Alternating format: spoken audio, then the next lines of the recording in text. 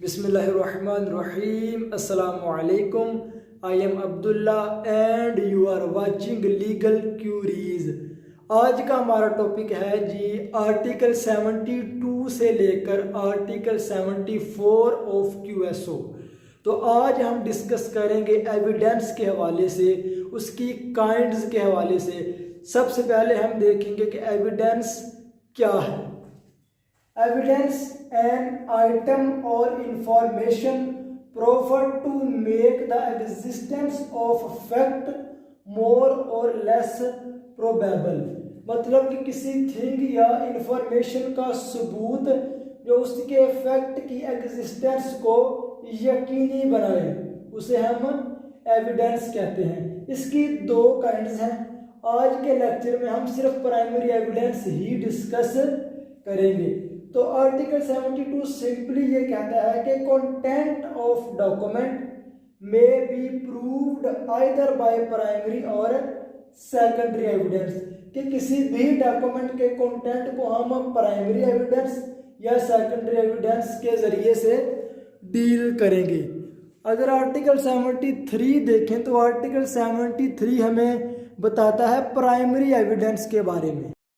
Primary evidence mean document itself produced for inspection of the court.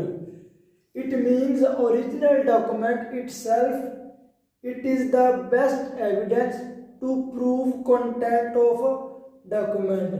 के court में document जो है वो एज इट इज़ पेश कर देना, ओरिजिनल डॉक्यूमेंट जो है वो पेश कर देना कोर्ट के मुआयने के लिए, उनकी सेटिस्फेक्शन के लिए, तो उसे हम ओरिजिनल डॉक्यूमेंट यानी कि प्राइमरी डॉक्यूमेंट्स कहते हैं। इसकी एक बेस्ट एग्जांपल ये है कि ए ने प्रॉपर्टी सेल की बी को, उनके दरमियान एक सेल डीड एग्जीक्यूट हुई, तो बाद में ए जो है वो मुकर जाता है कि मैंने इस प्रॉपर्टी का पोजेशन नहीं देना।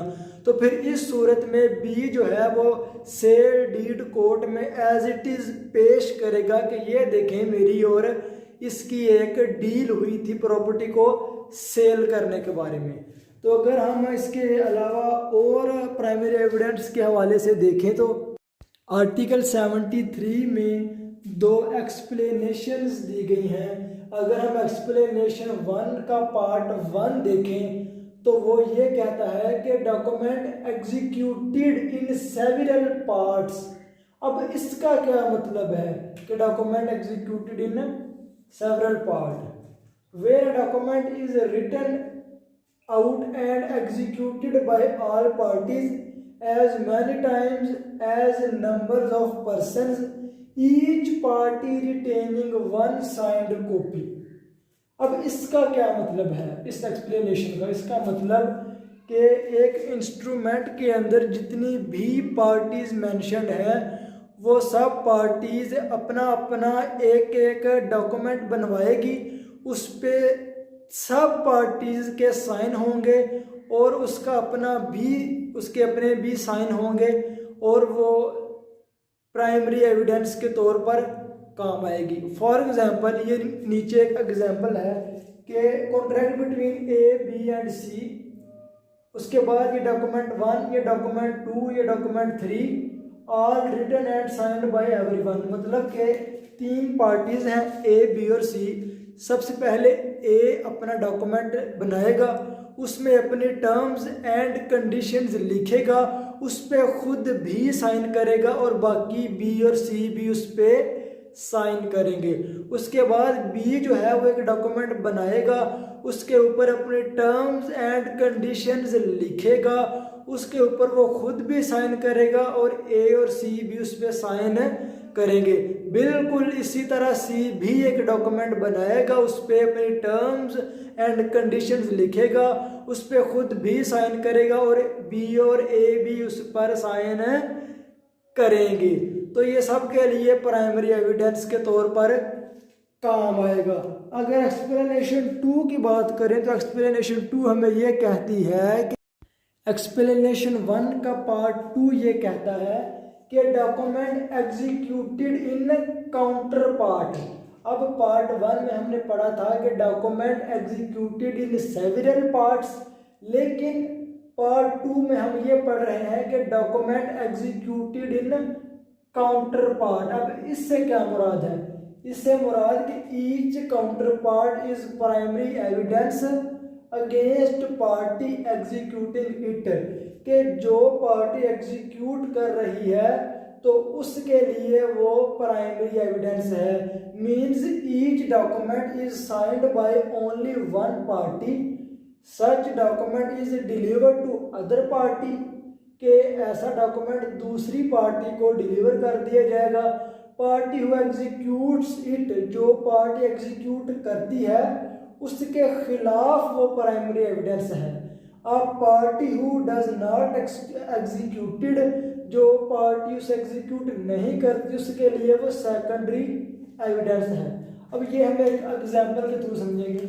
अब जैसा कि हमने पार्ट 1 में पढ़ा था कि document executed in several part, कि हर पार्टी जो है वो अपना अपना डॉक्यूमेंट लेगी, उस पर अपनी टर्म्स एंड कंडीशन लिखेगी और उस पर सब साइन करेंगे। लेकिन यहाँ मामला कुछ और है। यहाँ पे कह रहे हैं जी document executed in counterpart, कि यहाँ पे दो पार्टीज हैं और एक पार्टी ए है और एक बी है।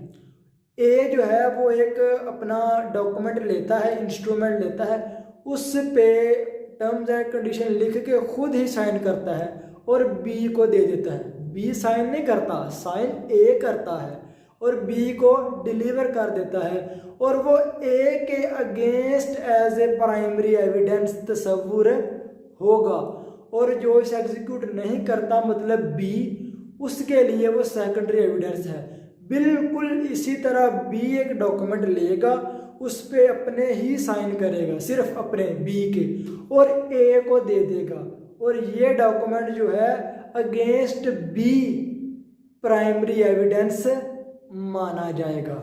तो अगर हम एक्सप्लेनेशन 2 देखें तो वो ये कहती है कि number of documents made by one uniform process mean by printing, photography, lithography, then each of such copy of original is primary evidence of content of rest।